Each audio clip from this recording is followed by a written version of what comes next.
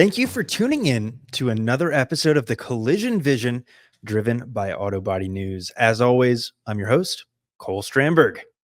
Today's episode represents another episode of our latest series, Operational Excellence Shop Strategies for Success. And today we're going to talk about streamlining operations for maximum efficiency, as well as finding some real profit centers you might be overlooking. Our guest today is Steve Dawson, Washington, D.C. Regional Manager for Hunter Engineering and a bit of a collision repair expert for those at Hunter, as well as a systems and processes guru. Those are my words. Tune in for a great conversation around all things operations, as well as some serious talk about the opportunities surrounding collision alignments and ADS calibration. Enjoy the show.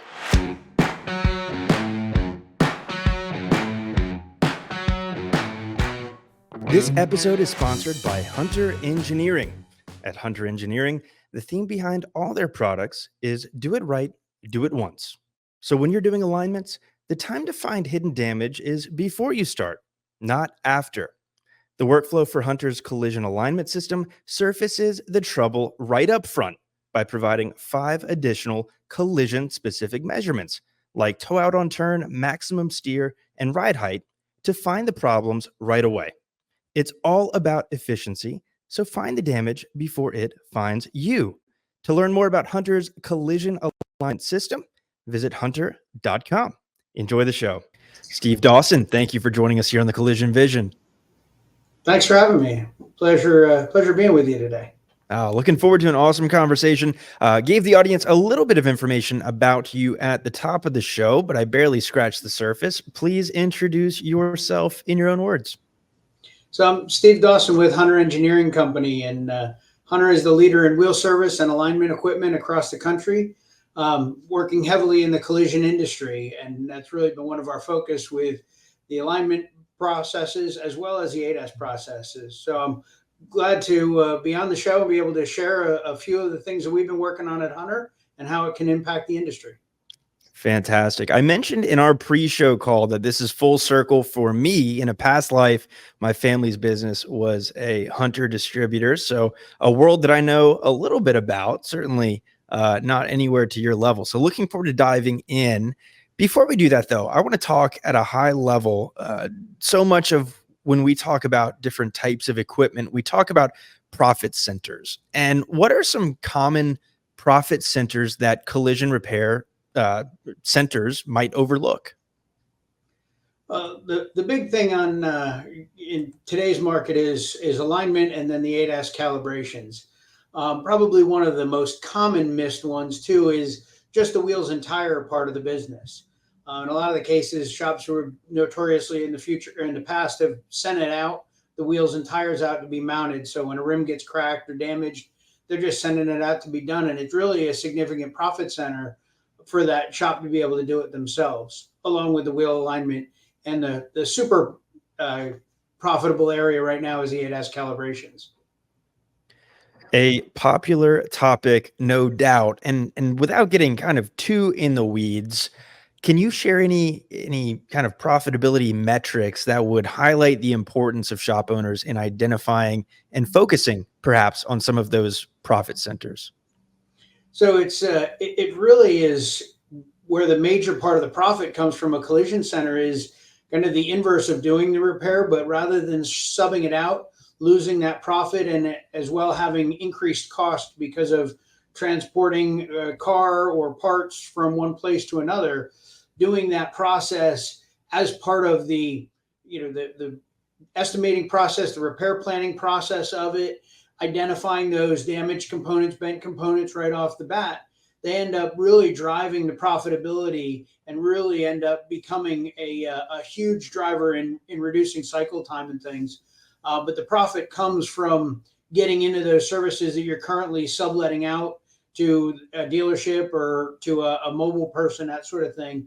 Or even, for that matter, the tire shop down the street that has been historically doing maintenance alignments.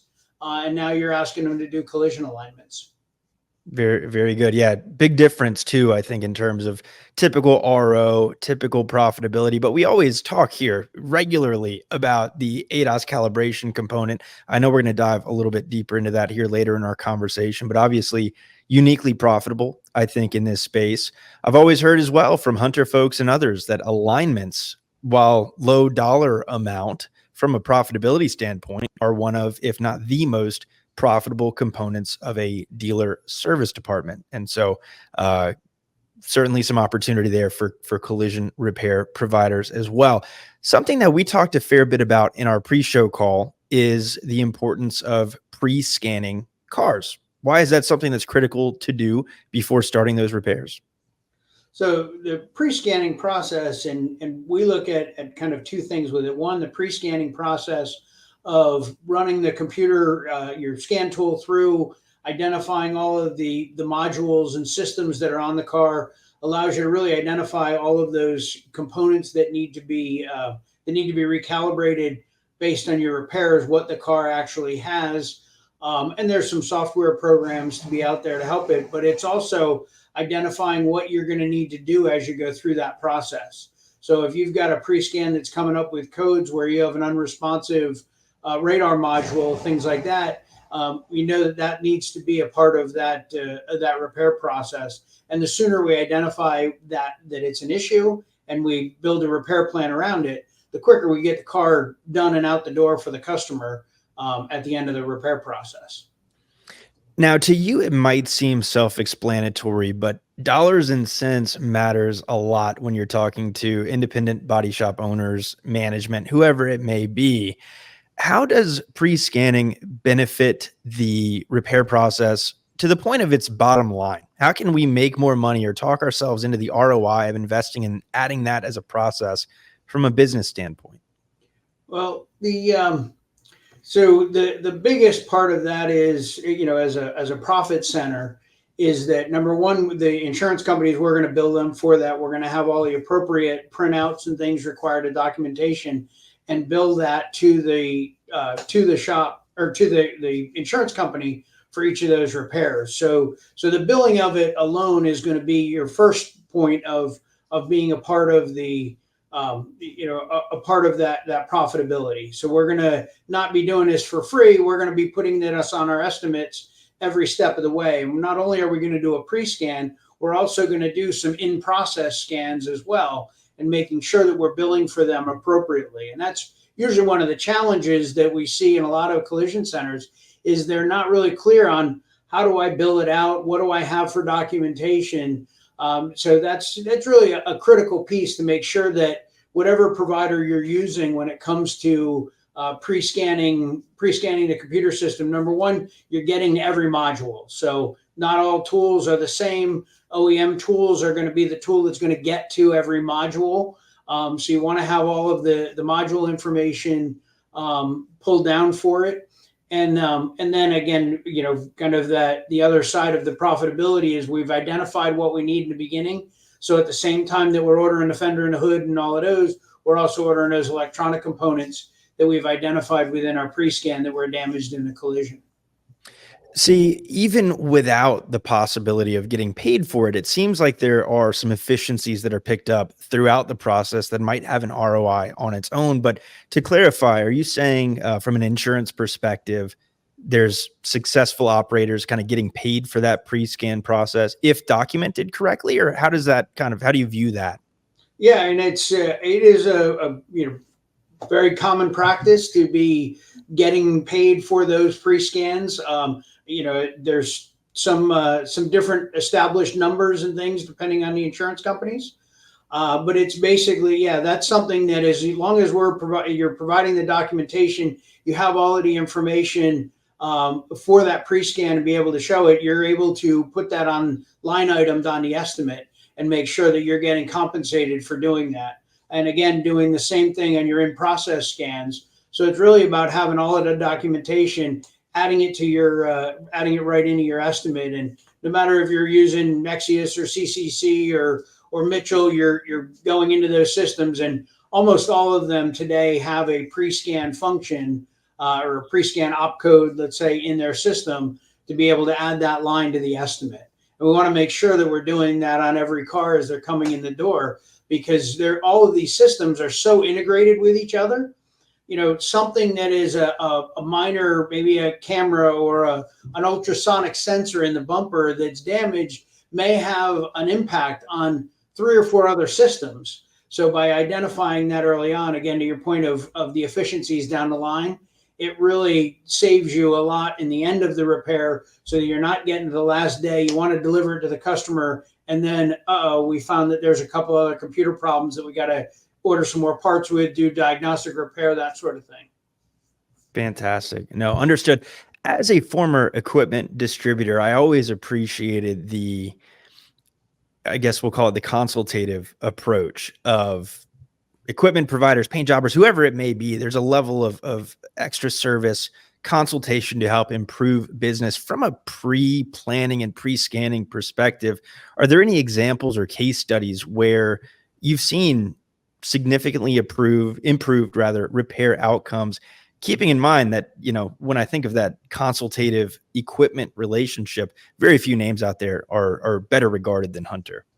All right. Well, we do have around 400 business consultants that are out to do just that work, to work with the shop with how do we make this the beneficial for the shop as well as for their end consumer. So there's a number of times where I've dealt with customers where just recently we had one where the ultrasonic sensor, like I was just saying, was actually cracked, had a little bit of water intrusion in it. It was put in a code. When you looked at it, it was very simple. It was very difficult to see that there was a crack in it. But there was a code in the system. It was one of those things that was caught early on and allowed us to be able to, or to help the shop be able to order that part in with all of the other components, put it on one estimate. And really what we like to try and do is find out how can we write the cleanest first sheet. If we can, the cleaner we can write that first sheet, the less times we're doing supplemental claims, we're having to call back the insurance company, we're adding those delays to it. So utilizing that pre-scan to be able to identify those kind of components is critical. We've even had one where we were able to identify that the steering sector on a Dodge pickup truck had actually twisted at the pitman arm. It's a crazy piece of heavy steel, that spline shaft that literally twisted, that we were able to see where there was a kind of a malfunction with the steering angle sensor that was involved with that. So it takes those pre-scans to be able to go through the computer, just like we're going to physically look at things, take measurements. We need to do the same with the computer systems. Something that fascinates me, especially with the types of equipment that we're talking about, is how at the end of the day, everything is connected more and more as vehicular technology increases in its craziness, right? Like a car today is so different than it was 10, even 5 years ago. And so all of this kind of ties together. I want to go back to the alignment piece of the business, because this is one that is uniquely polarizing. I feel like you have some folks saying there's no money in alignment. Then you have testimonials from dealers talking about how alignment increase their profitability by focusing on it aggressively. From a collision repair shop's standpoint, how do you feel alignments could be turned into a real profit center? So alignments, even more than a dealership, are a huge profit center. And it's really a misconception, I think, of a lot of collision centers, that alignments just take up space and I'm not going to be able to charge a lot, because the insurance company keeps telling me that, hey, I got to go down the street for an $89.99 alignment from the local repair shop down the street. And one of the big things, it's again, kind of that education process, that consultative process. Collision alignments are different. In a lot of the cases, if you go into the repair procedures, and most body shops are familiar with pulling the repair procedures for welding in a quarter panel or welding on a hood or a roof, or all of the different repairs that they would do. Very few of them actually take the time to pull a repair procedure for an alignment, and specifically a collision alignment. Many of the manufacturers have a collision alignment portion to their repair process. So going through that, there's a lot of extra steps that are not being done in a maintenance alignment. And I'm sure at some point, if you've been subletting your alignments out to even to a dealership or a local tire shop down the street, you've probably got the car back with the report that has camber caster in tow, and they say, hey, something's bent and we don't know what's wrong with it, and you got to figure it out. And for the collision center, that's usually a challenge because you're going back to your body points that you've maybe set it up on your bench with, and you know that that's right. What you don't have is the data that you need from the suspension. And as we work with collision centers on doing alignment work, we're actually talking about how do we measure all of the suspension components and be able to identify, not that we have to replace a whole knuckle or a whole knee. We can identify, is it the knuckle? Is it the strut? Is it the tie rod end? Is it the control arm? What component is damaged? And importantly, provide the documentation for the insurance companies. And the earlier we do that in the process, the quicker we get the car out the door in the end. We also order all of our parts together. Again, just like with the pre-scans, we're ordering everything. We're making our cleanest first sheet right off the bat. And that's really what the goal is to make that cleanest first sheet. And that allows us to be as profitable as can be. But I've seen collision alignments without even getting into the calibration side, upwards of $300 and $400 because of the way that the OEM has structured their repair procedure. It is not the same as your maintenance alignment that you're getting down the street. And I want to talk ROI in just a second. Before I do, ROI aside, because I think folks listening can sort of imagine what that looks like. What are some of the benefits of bringing alignment specifically in-house? From my perspective, you have profitable revenue being increased. You have more control over the repair process. You don't have a third party potentially getting in the way, ruining specific timelines that are laid out. What other benefits for collision centers considering bringing alignment in-house? So one of the big things that we see is that liability and the time involved in moving a vehicle that's half repaired over to another shop. Do you drive it? Do you tow it? Do you have two drivers and it's going to get left there? And then what's your schedule like for getting it in? Is it going to be something that is, they're going to get to it right away and you're going to be able to deliver it back to your customer, or it's going to be that it's going to be there for a week? But a lot of the other points that you made, the quality is one of those things. I've had horror stories of shops left and right that have invested in alignment equipment mainly because the shop that they had been taking their cars to wasn't kind of living up to the quality that they felt was needed for their customers. So, that's a big one, as well as, having that equipment on site and being able to handle it, use it early in the process.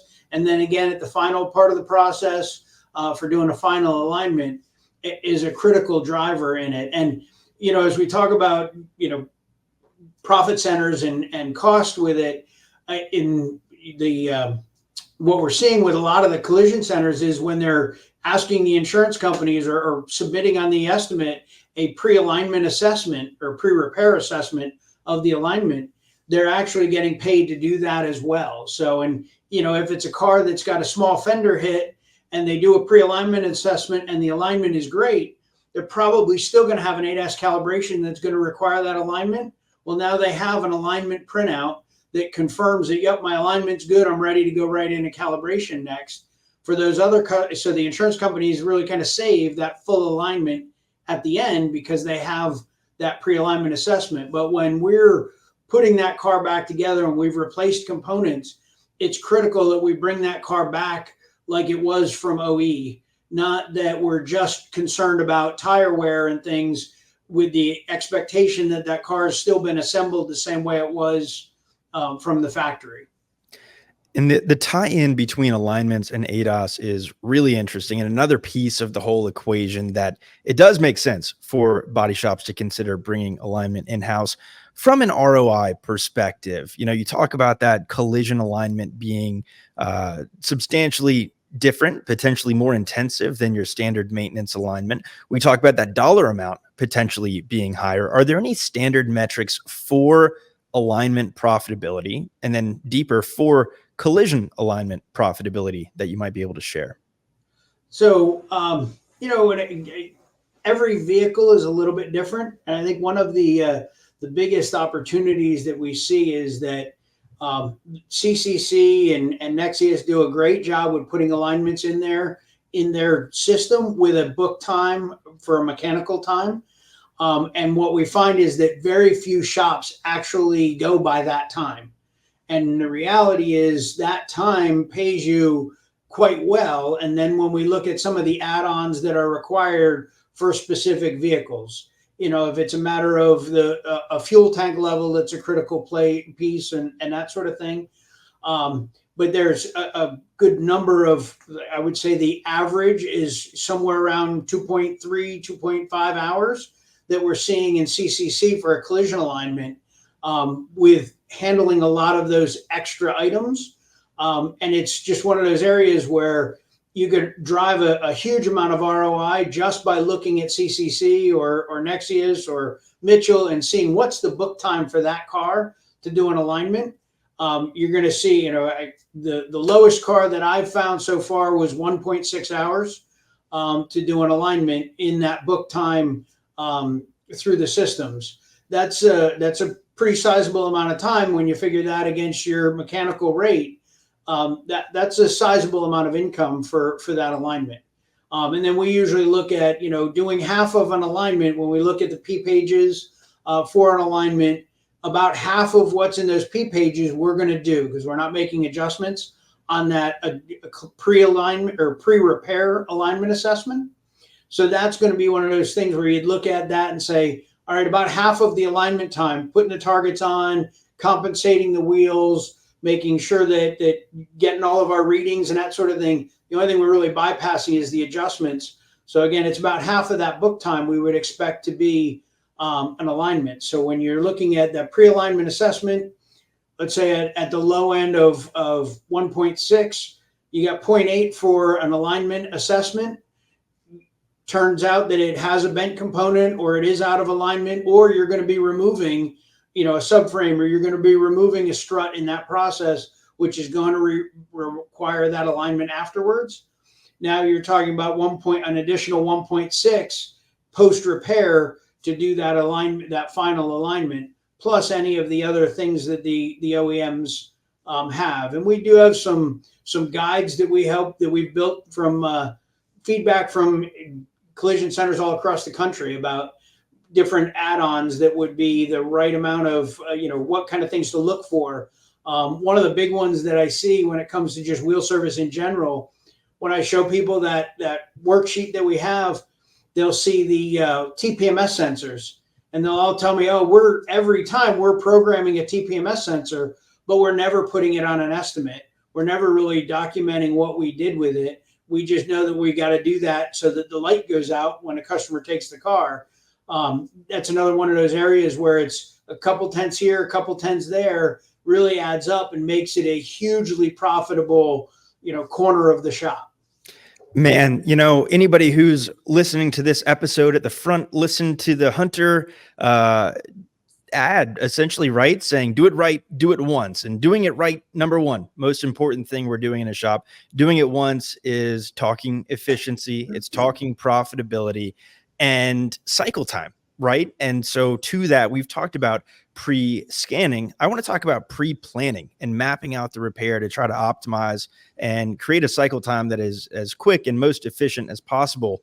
What are some steps when shops kind of consider pre-planning a repair?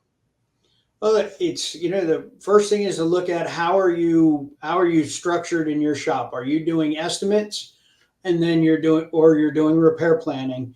Either way, the system works, doing a pre-check alignment works very well. You're going to want to bring the car in right away, put it on the alignment system, be able to get those readings. It's, we try and make on the Hunter product, we try and make it a pretty smooth and easy process, but it typically is not a very long and arduous process to get those initial readings. Usually 5 to 10 minutes to get all of the numbers that you would need to identify what bent components there are. And then from there, we're utilizing that information with wheel offset or camber and caster in tow or wide out on turns readings that are telling us what components are bent. We're able to build that right into that repair plan right off the bat. The other thing that I always find is a huge driver in it is the hidden damage possibly on the right side of the car or the opposite side of the collision. And I always use for an example, if you're driving down the road and you see somebody isn't going to stop at a stop sign coming from your left, your natural reaction is to turn your wheel to the right. Typically, and then if there's an impact on that left front wheel, the car is going to be driven to the right. We might have our foot locked on the brakes, so we just drug all 4 tires and we're now making flat spots on our tires. Or we're also, with that wheel turned, we're now driving that curb directly into the tread of the tire. So we're not showing any damage in the tire and the wheel, because that tire just run over a pothole takes about 25 G-forces of impact. So it might be 25, it might be more in a collision where it's smacking on that curb. That tire will absorb some of it, won't show damage necessarily. Maybe it'll bend a rim, but a lot of times it will absorb a lot of that damage, but that shock then gets sent through the suspension. So when we look at an estimate and we're looking at the left side that was banged up because that's where there was the collision, this collision pre-assessment allows us to identify all 4 wheels to make sure that, hey, the right front was also involved in this collision, and maybe we had a control arm, or maybe we shifted the subframe in that process. And therefore, those are additional alignments or adjustments that need to be made. I always use for an example, sorry. You're good. Great one. I had a guy that was we were doing some balancing work on his tires, and he had gotten in a car accident, had a little bit of damage on a pickup truck from right behind the cab on the front of the bed to the rear wheel. And he had settled with the insurance company for the repairs, and it was going to be $3,500 to fix it. Well, while we were doing the balancing work, we said, you know what, let's just check the alignment real quick. Turns out that damage, when somebody hit right at the front of the bed, drove it all the way down, they actually impacted the rear tire, and it sheared the pin on the solid axle in an F-150. It sheared the pin that locates that axle perfectly straight and actually shifted it off about 3/8 of an inch. So the whole truck was going kind of sideways. But because of all the photo estimating and that sort of thing, the only thing that was assessed was the body damage, not the chassis. Had it gone on an alignment system for a pre-alignment assessment, it would have been very easy to see that there was an offset in that rear axle, and that it needed to be additional repairs needed to be made. Catching additional things that could really be a problem in the future. It's what it's all about, right? We got to do it right. Another component that is getting more and more important across vehicles today is the ADS calibration piece. We've talked about ADAS a ton here on the Collision Vision, probably not with anybody quite with your perspective coming from the equipment world. So from your perspective, talk to me about what ADAS is exactly and why is everyone talking about it? Well, ADAS is the automatic driver assist systems that are in today's cars, and they are getting more and more prevalent across the board. More and more OEMs and federal regulators are wanting to add those systems in or make sure that they're all in those systems. I believe it's something like 23 manufacturers have voluntarily agreed to put a lot of these systems in their cars because we know that it reduces severity of collision. And the challenge with it sometimes when we look at the numbers of it is severity of a claim for the insurance company looks at the total repair cost as opposed to what was involved with the collision. And in a lot of the cases, our collision cost may have gone up, or our whatever the cost of the claim would be, and the severity rate based on claim dollars might go up because of all of these systems. But the reality is they are reducing the actual physical damage to the vehicles and, most importantly, to the occupants in and around it, where it's allowing the car to automatically brake if it sees a pedestrian in front of it. It's steering to keep you in the lane so that that person is not paying attention. It's keeping them walking down the lane correctly. Or it's backing up, self-parking and parallel parking. I know nobody likes to parallel park, but it's really nice when your car can do that. But all of those things are requiring these ADAS sensors throughout the car. And the challenge with so many of them is that if we don't calibrate them all correctly, there's a whole host of systems that don't work. The other thing is that these ADAS systems are reliant on the fact that the rest of our systems are working properly. So straight from the alignment that the car is going straight down the road, as well as the braking system is working properly. The pads, the rotors, the hydraulic system is all working the way that it should. The steering system is working the way that it should. There's not too much play and that sort of thing. It's all of those systems work utilizing those regular systems that we need to make sure are all correct. So as the car's hitting the road, everything works the way it's supposed to. Man, it's so important too, because all of these systems are so precise. So to do this correctly is mandatory. We don't love the liability here word because that takes it into a negative thing, but like we're talking some really important stuff down to just some insane levels of precision to do it right. So I would ask, what's the importance rather of that? I think that's pretty self-explanatory. What I would rather ask is, how do shops take advantage of the opportunity that is ADAS calibration while doing it safely and doing it correctly? Well, there's a number of tools out on the market, and the OEMs, in a lot of the cases, people are looking for how can we follow the OEM procedures, making sure that we're using OEM targets, that we're putting, if we're using an assistance system for target placement, that it's got everything that it needs. And that's where it's critical. We hear horror stories all over the place with making it work as opposed to doing calibrations correctly. I've had them where we've had, cameras that were replaced with windshields, and people say, oh, the camera was never unplugged, so therefore I don't need to calibrate it, which is incorrect. If that sensor has come off and gone back on, we need to calibrate. And one of the main reasons we need to calibrate is we need to know that that system is going to work properly. And, an oxygen sensor that we have in the car has, fuel trim, and it knows the RPMs, and it knows the ambient air pressure, and how much air is coming in the engine. And it can determine, hey, I've gotten a bad reading out of this sensor.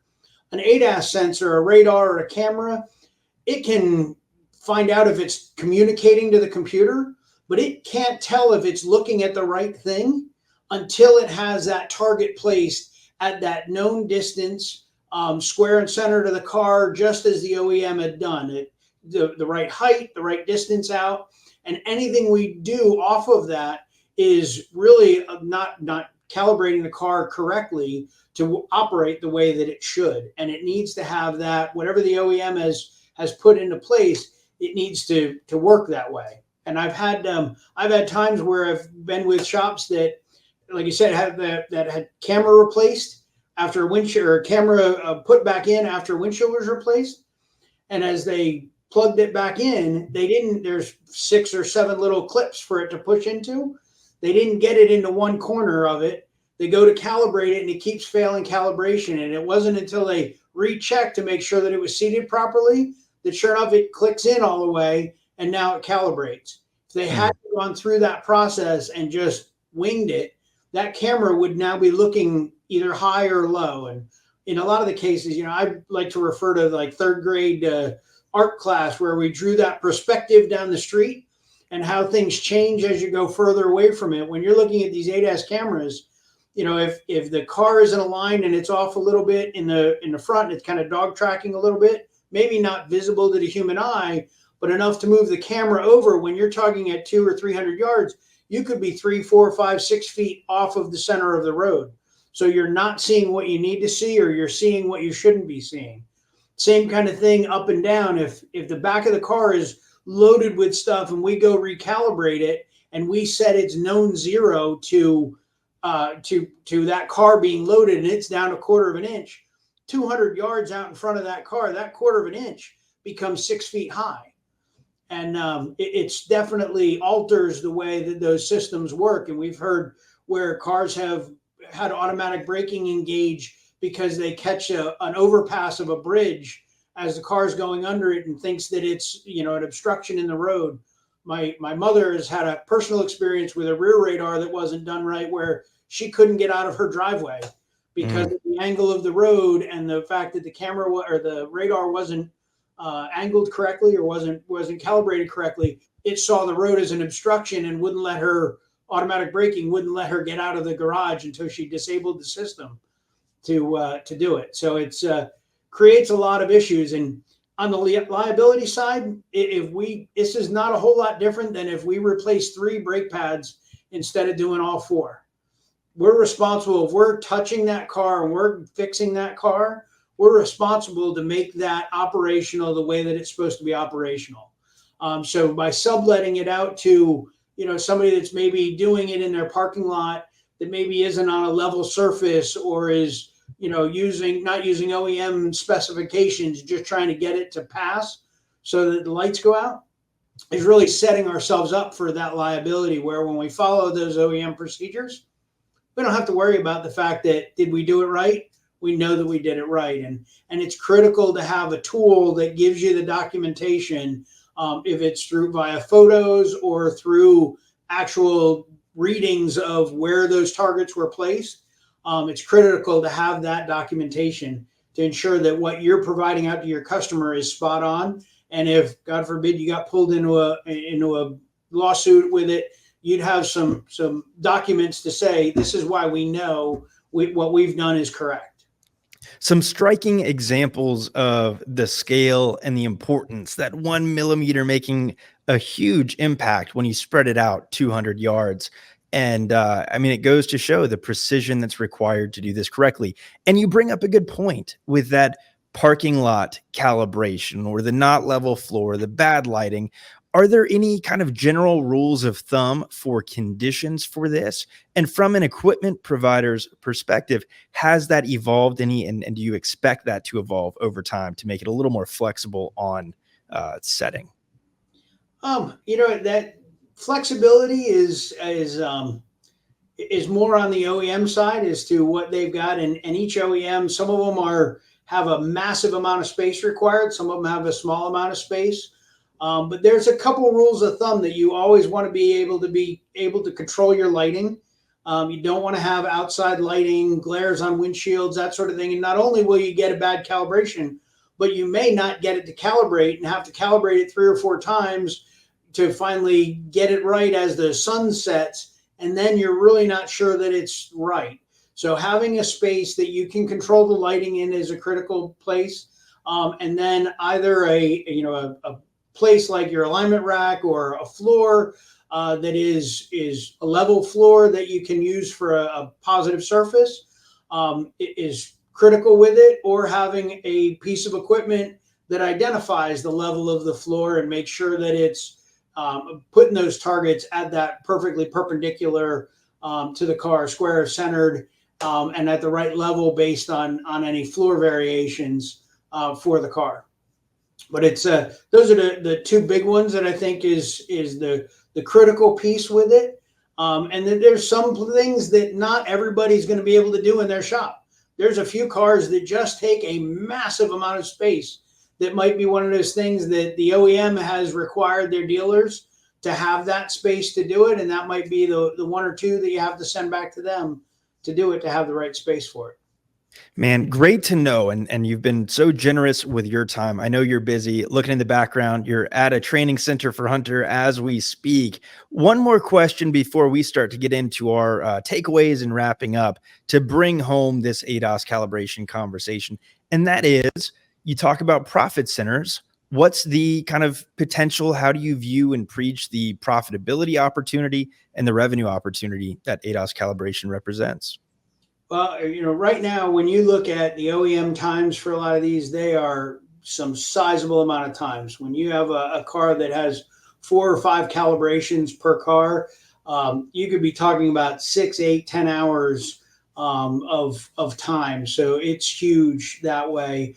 I think the Who Pays for What survey that Collision Advice does a couple years back had an average in there of $235 a calibration, which is probably holding pretty steady true these days. So it's, when you think about that, a car that's got a front end hit's probably going to have at least 2, could have 4, 5, 6, 7 of them, depending on what kind of vehicle it is and what's involved in those vehicles. There's some of them now where you're testing paint thicknesses after you paint it, or you're testing, doing a calibration with a bumper on, then taking the bumper off and doing another calibration and comparing the two results. So that number is somewhat fluid, as much as time goes on, usually things get kind of cheaper because of efficiencies.